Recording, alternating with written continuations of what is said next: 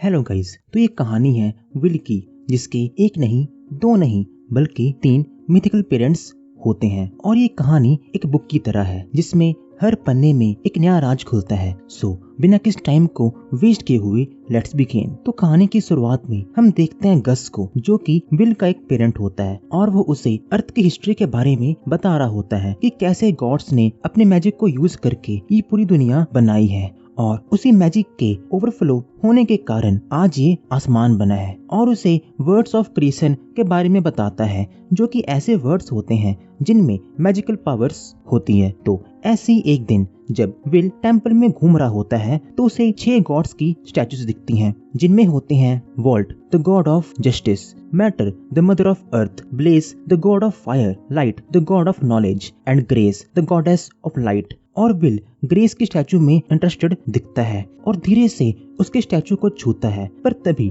उसकी एक और पेरेंट अनडेड मैरी वहां पर आ जाती है और वो उसे ग्रेस के बारे में और बताती है कैसे वो साइकिल ऑफ लाइफ को कंट्रोल करती हैं और उसे अपने साथ रात के खाने के लिए ले जाती हैं। और वहां पर हम मिलते हैं विल के तीसरे और लास्ट पेरेंट से, जिसका नाम होता है ब्लड, जो कि एक अनडेड स्केलेटन होता है। और ब्लड कहता है कि अब टाइम आ गया है विल की फिजिकल ट्रेनिंग का, लेकिन गस कहता है कि वो अभी किसी भी फिजिकल ट्रेनिंग के लिए बहुत छोटा है और उसे अभी के लिए बस मैजिक ही सीखना चाहिए। बट विल मैजिक और फाइटिंग दोनों में से किसी में भी इंटरेस्टेड नहीं होता। वो इंटरेस्टेड होता है तो कुकिंग में। तो वो मे से पूछता है कि आपने ये ब्रेड कैसे बनाया। मैंने कभी भी आपको ओवन का यूज करते हुए नहीं देखा। बट मैरी कुछ और बात कर इस सवाल को टाल देती है और इस तरह इन तीनों ने बहुत सारे सीक्रेट्स रखे होते हैं विल्स, जैसे कि यहाँ पे उनके अलावा और कोई क्यों नहीं है और वो 3 उन्हें उसका पेरेंट्स क्यों कहते हैं। बट ऐसे ही कुछ सीक्रेट्स विल ने भी रखे होते हैं कि जैसे कि वो इस दुनिया में अपनी प्रीवियस लाइफ की सभी मेमोरीज के साथ रीइंकार्नेट हुआ है। इसका मतलब कि उसके पास अभी भी उसकी पुरानी लाइफ की सभी मेमोरीज हैं और वो इस दुनिया में तब आया था जब उसने अपनी पिछली लाइफ में सुसाइड कर लिया था। और जब वो पहली बार इस नई दुनिया में आंखें खोलता है तब वो इन तीनों को देख के बहुत ज्यादा डर जाता है। पर टाइम के बीतने के साथ उसे समझ आ गया कि जितने खतरनाक ये बाहर से दिखते हैं उतने ही अच्छे ये अंदर से हैं। और 1 साल के बाद मैरी फाइनली विल को पहली बार आउटसाइड वर्ल्ड में लेके जाती है और उसकी खूबसूरती को देखकर विल सोचता है कि वो अपनी ये लाइफ पिछली लाइफ की तरह खराब नहीं करेगा और अपने आप से ये वादा करता है कि वो इस जिंदगी को पूरी तरह जिएगा। तो देखते ही देखते विल अब 8 साल का हो जाता है और अब ब्लड भी उसकी फिजिकल ट्रेनिंग स्टार्ट कर देता है। पर उसमें स्वॉर्डमैनशिप का कोई भी टैलेंट नहीं होता, पर वो मैजिक में बहुत अच्छा होता है। तो गस उसे सिखाता है कि वो कैसे अपने इनकैंटेशंस में एक्यूरेसी पा सकता है। पर विल की मैजिक पावर बहुत ही ज्यादा स्ट्रॉन्ग और मॉन्स्टरस होती है। तो गस उसे जेंटली और आराम से मैजिक यूज करने के लिए कहता है और उसे छोटे मोटे मैजिक स्पेल्स भी सिखाना स्टार्ट कर देता है। पर वो बोलता है कि मैजिक के साथ साथ तुम्हें इस वर्ल्ड की बेसिक नॉलेज भी होनी चाहिए। तो वो उसे बताना स्टार्ट करता है इस दुनिया की करेंसी के बारे में और उसे एक लंबा चौड़ा लेक्चर देता है कि पैसा कमाना क्यों जरूरी है, जिससे हमें पता चलता है कि गस को पैसों से बहुत ज्यादा प्यार था अपनी लाइफ में। तो रात को विल मैरी के साथ डिमोनिक बीस्ट्स के बारे में पढ़ रहा होता है। तो मैरी उसके साथ एक बुक पढ़ना स्टार्ट करती है और उसे बताती है कि डीमंस ऑफ हेल्स ने इस सारी दुनिया पे कब्जा कर लिया है। और वो उसे बताती है stagnant the god of undead के बारे में, जो कि सारे अनडेड का किंग है और उसके सामने रिवील करती है कि वो 3 भी एक अनडेड हैं। मैरी कहती है कि हम 3 भी एक टाइम पे ह्यूमंस थे, लेकिन मरने के बाद भी हमारे इमोशंस इतने ज्यादा स्ट्रॉन्ग थे कि हम कभी भी नहीं मर पाए और हम आज एक अनडेड की तरह जिंदगी गुजार रहे हैं। विल मैरी को दिलासा देने के लिए कहता है कि मैं जल्दी से बहुत ज्यादा स्ट्रॉन्ग बनने वाला हूँ। ये सुनकर मैं हल्की सी स्माइल देती है। तो अगले दिन ब्लड विल को अपने साथ जंगल में ले जाता है ट्रेनिंग के लिए और उससे एक स्पैरो को मरवाता है। बट विल उसे मारना नहीं चाहता था। तो ब्लड कहता है कि किलिंग इस दुनिया में नेसेसिटी है और उसके बिना तुम एक दिन भी आउटसाइड वर्ल्ड में सरवाइव नहीं कर पाओगे। और उसे कहता है कि अगर तुम कभी भी ऐसी सिचुएशन में आओ जहाँ पर तुम किसी को मारने के बाद एक और दिन जी सकते हो तो कभी भी 2 बार मत सोचना। इसके बाद ब्लड विल को एक डुएल के लिए बोलता है ताकि उसे प्रैक्टिकल एक्सपीरियंस मिल पाए। बट विल में ना के बराबर फिजिकल पावर होती है, तो ब्लड उसे मैजिक को भी यूज करने के लिए कहता है। तो विल मैजिक का यूज करके ब्लड को ट्रैप करने की कोशिश करता है, बट वो उसके सामने ज्यादा देर नहीं टिक पाता। ब्लड कहता है तुम में एक ग्रेट सॉर्सरर बनने का पोटेंशियल है, एकदम गस की तरह। बट वो पूछता है कि तुमने एक भी एक्सप्लोसिव स्पेल का यूज क्यों नहीं किया। विल कहता है गस ने मुझे ऐसा करने से मना किया है। तो ब्लड उसके डिसीजन को रिस्पेक्ट करता है और कहता है कि गस अपने ह्यूमन लाइफ में बहुत ज्यादा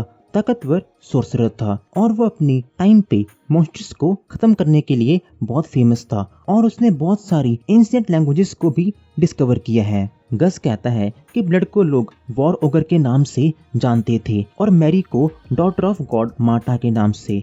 बट ब्लड गस को आगे बताने से रोकता है। इससे पता लगता है कि वो अपनी पुरानी लाइफ से कुछ ज्यादा खुश नहीं थे और ब्लड कहता है कि विल को अभी बस बड़े होने पे और ताकतवर बनने पे फोकस करना चाहिए, इन फालतू की बातों से दूर। पर गस फिर भी आगे बताता है कि वो ब्लड ही था जो विल को 8 साल पहले इस टेम्पल में लेके आया था और मेरे लाखों कहने पर कि ये बच्चा हमारे लिए अच्छा साबित नहीं होगा। पर ब्लड कुछ भी नहीं सुनता और फाइनली हम तीनों तुम्हें एक्सेप्ट कर लेते हैं। तो ऐसी जब शाम को जाते हुए ब्लड विल से पूछता है कि क्या तुम्हें पता है कि इस टेम्पल में बस तुम ही अनडेड नहीं हो। तो विल कहता है कि हाँ मुझे पता है कि बस मैं ही सांस ले सकता हूँ और मैं मे की बनाई हुई ब्लड की वार्म को फील कर सकता हूँ। और ब्लड से पूछता है कि मैं ऐसा क्यों हूँ। ब्लड उसे कहता है उसे थोड़ी देर और वेट करना होगा। तो विल कहता है कि जो भी हो, लेकिन मैं तुम तीनों को अपनी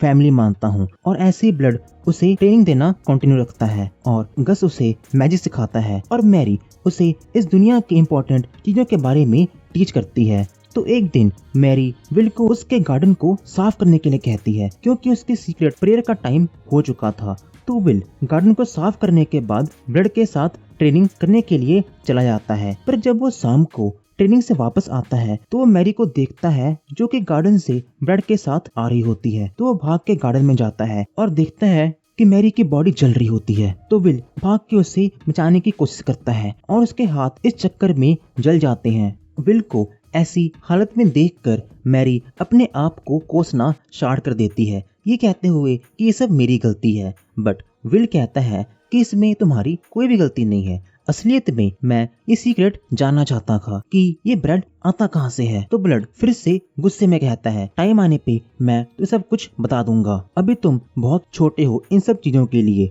पर गस उसके सामने ब्लड की मिस्ट्री को खोल देता है, ये कहते हुए कि ये ब्लड मैरी को एक ब्लेसिंग के रूप में मिलता है गॉड मार्टा की तरफ से, पर उसे हर बार अपने हाथों को जलाना पड़ता है क्योंकि ये उसकी सजा है stagnant the god of undead के साथ कॉन्ट्रैक्ट बनाने की। तो विल कहता है कि मेरे लिए मैरी कब से ये सब पेन सह रही थी और आपने मुझे बताया भी नहीं। तो मैरी कहती है कि वो बस अपने पापों की पनिशमेंट भर रही है। तो विल उसे अगली बार से उसके साथ प्रेयर करने की परमिशन मांगता है क्योंकि वो भी वो फील करना चाहता था जो मैरी इतने सालों से फील कर रही है। तो मे मान जाती है। तो गस के एक और लेसन टाइम आ जाता है और अब वो उसे बताता है कि कोई भी गॉड वैसे नहीं है कि जैसे ह्यूमंस उन्हें सोचते हैं। और उसे एक्सप्लेन करने के लिए वो विल को एक कहानी सुनाता है कि बहुत सालों पहले Volt the god of lightning और उसके भाई एलाइस गॉड ऑफ वॉर के बीच में फाइट शुरू हो जाती है गॉड्स के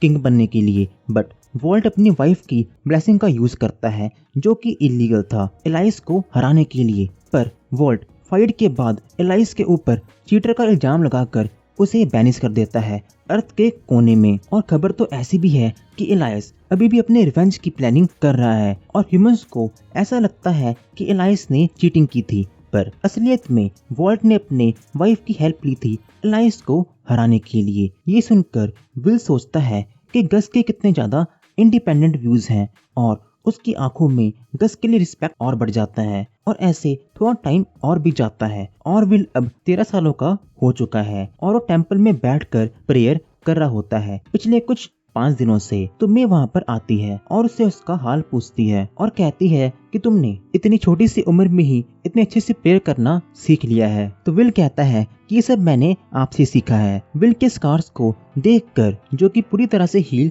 नहीं हुए होते, मे कहती है कि मैं उन्हें साफ कर सकती हूँ।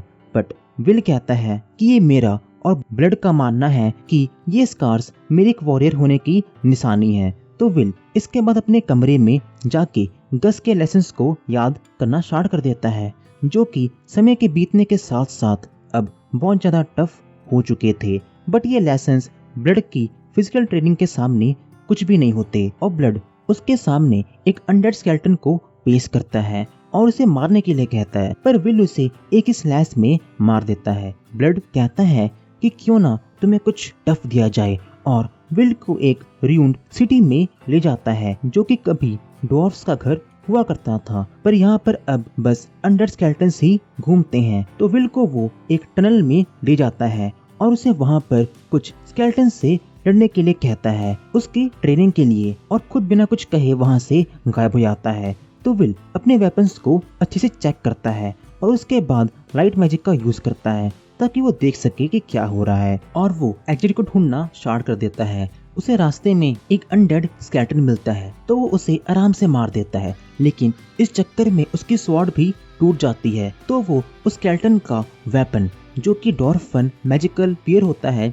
उसे उठाकर आगे बढ़ना स्टार्ट कर देता है। बट उसके एग्जिट के पास पहुंचकर वो देखता है गस को, और गस बिना कुछ कहे अचानक से उस पे गोलम से अटैक कर देता है। तो विल घबरा जाता है, पर गोलम के इनकांटेशन को तोड़ने के बाद वो गस से कुछ बात करने की कोशिश करता है, पर गस वहाँ पर रुकता नहीं और उस पर कुछ और मैजिक स्पेल्स का यूज करता है, और देखते ही देखते विल उसके पास पहुंचकर उसे अपने स्पीयर से मारने वाला होता है। पर वो तभी अचानक से रोने लगता है और कहता है कि मुझे अपने पेरेंट्स से और फाइट नहीं करनी, और इससे अच्छा मैं खुद को सरेंडर करके मार लूंगा। पर गस तभी अपने सीरियस मूड को चेंज कर देता है और कहता है कि ये सब बस उसकी ट्रेनिंग का एक हिस्सा था। पर विल सोचता है कि गस ने उसे एक टाइम पे सच्ची में मारने की कोशिश की थी। तो वो दोनों वापस टेंपल में चले जाते हैं। तो विल सोच रहा होता है कि गस ने ब्लड और मैरी को उनकी ट्रेनिंग के बारे में क्यों नहीं बताया, तो उसे लगता है इसे सीक्रेट ही रहने देना चाहिए। और फिर जल्दी ही गस उसे फिर से सिटी में एक और मिशन के लिए भेजता है, जिसमें उसे कुछ कॉइन्स को इकट्ठा करना होता है ताकि गस जुआ खेल सके। बट गस कहता है कि इसे जुआ नहीं कहते, इसे दो सॉर्सरर्स के बीच में एक हॉली ड्यूअल कहते हैं। फिर क्या था, फिर तीनों ब्लड, गस और विल गैम्बलिंग करना स्टार्ट कर देते हैं। बट मैरी तभी वहाँ पर आकर तीनों को एक अच्छा खासा लेक्चर सुनाती है। बट थोड़ी देर बाद गस विल को अकेले मिलता है और कहता है कि तुम्हारी कमिंग ऑफ एज सेरेमनी के वक्त ब्लड तुम्हें एक ड्यूअल के लिए चैलेंज करेगा, बट तुम्हें वो ड्यूअल किसी भी हालत में हारना होगा। विल इसके पीछे का रीजन पूछता है, बट गस उसे कुछ भी नहीं बताता। तो विल भी उसकी बात मानने से मना कर देता है। तो गस वहाँ से गुस्से में चला जाता है। तो विल जब एक टेबल के पास बैठकर गस की बात को सोच रहा था, तो तभी मैरी और ब्लड उसके पास आते हैं और उसे कहते हैं कि तुम्हें अपनी कमिंग ऑफ एज सेरेमनी के वक्त एक गॉड को चुनना होगा जो कि तुम्हारी गार्डियन का काम करेंगे। अब विल सोचने लगता है कि वो किसे चूज करेगा। तो अगले दिन मे विल को उसका पूरा सूट देती है और पूछती है क्या तुमने डिसाइड कर लिया कि तुम किस गॉड को चूज करोगे। विल कहता है कि एक सीक्रेट है। तो ब्लड विल को उसकी कमिंग ऑफ एज सेरेमनी के एंजॉय करने के लिए बियर पिलाता है और वो दोनों बियर पीने के बाद गलती से मैरी के रूम में घुस जाते हैं। तो मैरी उन दोनों को शो करती है कि एक असली वॉरियर कैसे फाइट करता है। तो अगले दिन फाइनली विल के ड्यूअल का टाइम आ चुका होता है और वो देखता है कि ब्लड एक खुले मैदान में उसका वेट कर रहा होता है, पर गस यहाँ पर कहीं भी नहीं दिख रहा होता। तो ब्लड इस ड्यूअल के रूल्स को एक्सप्लेन करता है कि ये ड्यूअल तब तक खत्म नहीं होगा जब तक उनमें से कोई हार ना मान ले। तो दोनों फाइट करना स्टार्ट करते हैं, बट विल ब्लड की ह्यूमंगस स्ट्रेंथ के सामने टिक नहीं पा रहा होता। तो वो टेक्निक्स का यूज करता है, बट ब्लड उसे और दूर फेंक देता है और उसे हार मानने में मजबूर कर ही देता है। मे कहती है कि ब्लड ने तुम्हारी स्वॉर्ड्स को अपने रिब्स में फंसा दिया था ताकि तुम उसे यूज ना कर पाओ। और ये ट्रिक वो तब से यूज कर रहा है जब वो एक इंसान था। और ये बात सुनकर विल को ऐसा लगता है कि जैसे वो दोनों ह्यूमन लाइफ में भी बहुत क्लोज होंगे, तभी उन्हें इतने सारे बातें पता है एक दूसरे के बारे में। और वो फाइनली उन दोनों को मदर और फादर कहता है। और ये सुनकर वो दोनों एम्बैरेस हो जाते हैं। तो ब्लड विल को उसे उसका सबसे पावरफुल वेपन देता है और कहता है कि इस वेपन की ये खासियत है कि तुम्हारी बढ़ती उम्र के साथ ये वेपन भी ग्रो करेगा उसकी कैपेबिलिटीज में। और फाइनली उसके सामने इस जगह का राज खोलने वाला होता है। तो गाइस आज के लिए इतना ही, हम मिलेंगे नेक्स्ट वीडियो में इस राज के साथ। तब तक के लिए bye, see you guys in the next video.